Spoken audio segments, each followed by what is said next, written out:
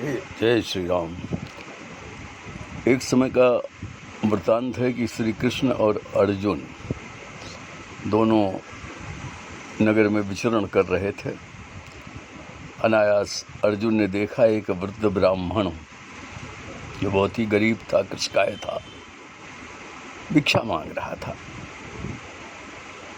भिक्षा टन करके वो अपना और अपनी ब्राह्मणी का उदर पोषण किया करता था। अर्जुन को दया आ गई।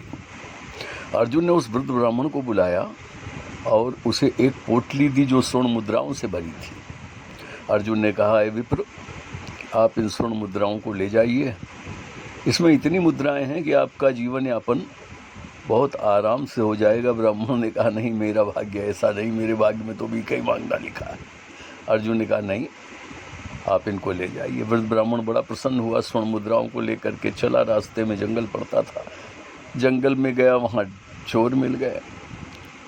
ब्राह्मण को मार करके और वो स्वर्ण मुद्राओं की पोटली चोरों ने छीन ली। ब्राह्मण अपने घर पर आया दुखी, अपने मन में विचार करने लगा, मेरा भाग्य ही खराब है, तो अर्जुन क्या करेगा। दूसरे दिन फिर प्रातःकाल भीख मांगने लगा। अर्जुन ने फिर देखा, अरे कल तो आपको स्वर्ण मुद्राएं दी थी, आज आप फिर भिक्षा मांग रहे हो। बोले, महाराज, रात में सब चोरों ने जंगल में छीन लिया, मेरे भाग्य में ही भिक्षा मांगना लिखा है, आप मेरे दरिद्र को दूर नहीं कर सकते महाराज। अर्जुन ने कहा, नहीं नहीं, निराश मत हो। अर्जुन ने एक मणि निकाली और वो मणि निकाल करके उस ब्राह्मण को दिया। बोले, विप्र देवता, ये मणि आप ले जाइए, इस मणि से आपका पूरा जीवन कट जाएगा, ये मणि इतनी कीमती है। बड़ा प्रसन्न हुआ ब्राह्मण, मणि लेकर के घर पर आया। विचार करने लगा, मणि को रखूँगा कहाँ। तो एक मटका था पुराना, उस मटके में मणि को उसने रख दिया और सो गया।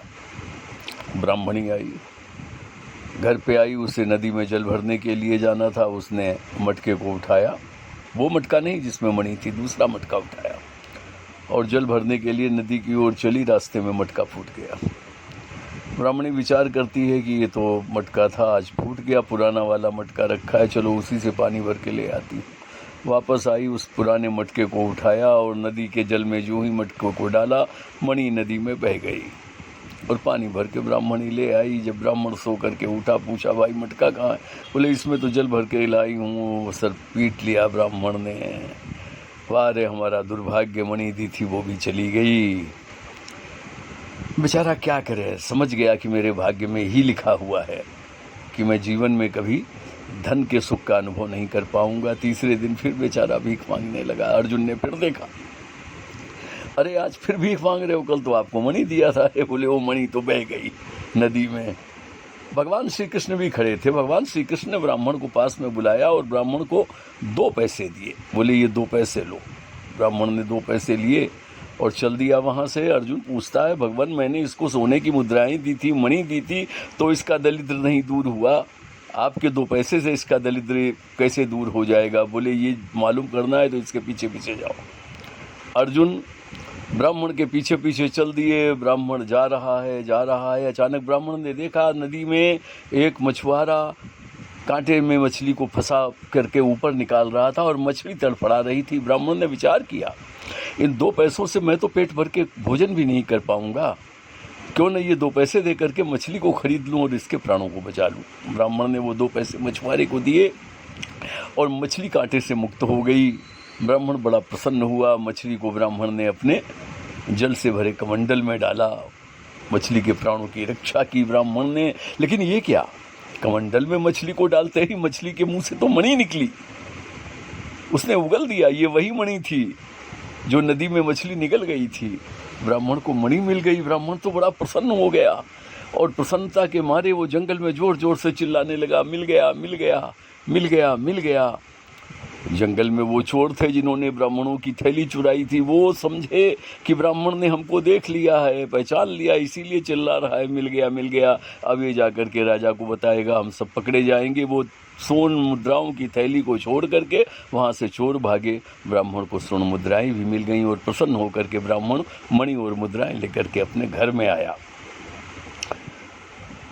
भगवान श्री कृष्ण ने अर्जुन से कहा, अर्जुन, 2 पैसे ब्राह्मण को मिले, जब तक तुमने उसको स्वर्ण मुद्राएं और मणि दी थी वो अपने लिए सोच रहा था कि इससे मैं मेरा भला करूंगा, लेकिन जब 2 पैसे उसके पास में आए तो उन 2 पैसों से उसने दूसरे के लिए सोचा, मछली के लिए सोचा कि मैं इसके प्राणों को बचा लूँगा।